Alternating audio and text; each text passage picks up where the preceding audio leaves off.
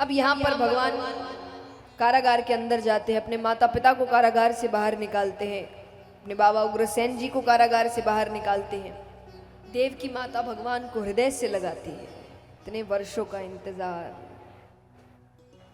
उग्रसेन जी को राजा बनाया जाता है, कुछ समय भगवान रहते हैं, उसके बाद वसुदेव जी उन्हें गुरुकुल भेज देते हैं। गुरुकुल में भगवान की भेंट होती है सुदामा जी से। ये गुरुकुल के मित्र हुए भगवान के, तो उनकी भेंट सुदामा जी से होती है। अब यहां पर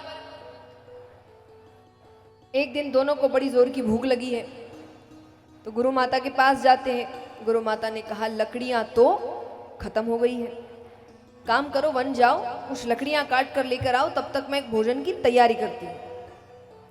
रास्ते में अगर ज्यादा भूख लग जाए तो ये कुछ चने दे रही हूं, दोनों मिल बांट कर खा लेना।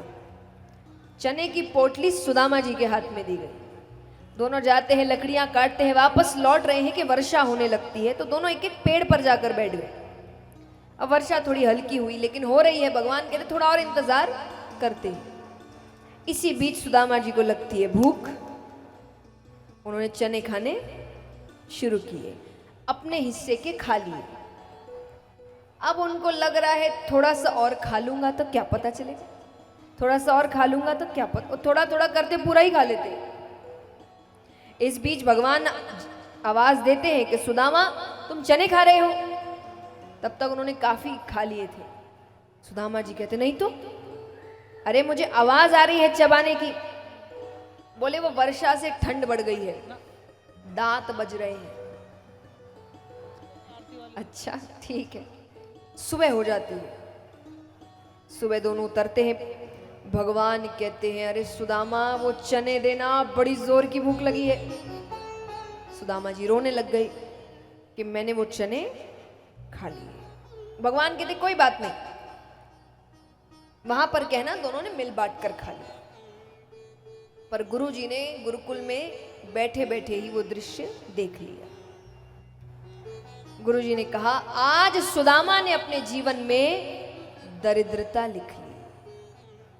किसी का हक नहीं मारना। मैंने पहले भी ये कथा में कहा है, आपको अपने हिस्से का जितना चाहिए लीजिए, खूब मेहनत करिए, खूब धन कमाइए, नाम शोहरत पद प्रतिष्ठा हर चीज प्राप्त करिए, कोई गलत नहीं है। अपनी मेहनत का है तो क्या गलत है, मेहनत कर रहे हैं उस चीज के लिए, किसी और का हक नहीं मार। जब आप किसी और का हक मारते हैं तब आप अपने जीवन में दरिद्रता लिखते हैं, और आएगी। सुदामा जी के जीवन में तुरंत नहीं आई।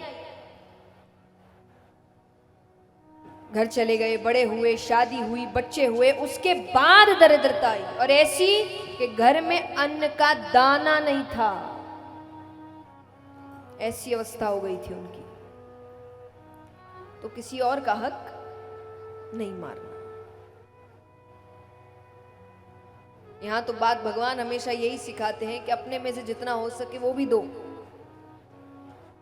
वो नहीं भी कर रहा है व्यक्ति तो किसी और का हक तो बिल्कुल ही। कहते हैं ना कि आप अच्छा नहीं बोल सकते तो कम से कम बुरा तो मत बोलो। ठीक करने तो भगवान आपको अच्छा ही कह रहे हैं, लेकिन अगर फिर भी वो भी नहीं कर रहे तो कम से कम बुरा तो मत करो। तो यहां पर इस प्रकार ठाकुर जी और सुदामा जी का थोड़ा सा प्रसंग बताया जाता है।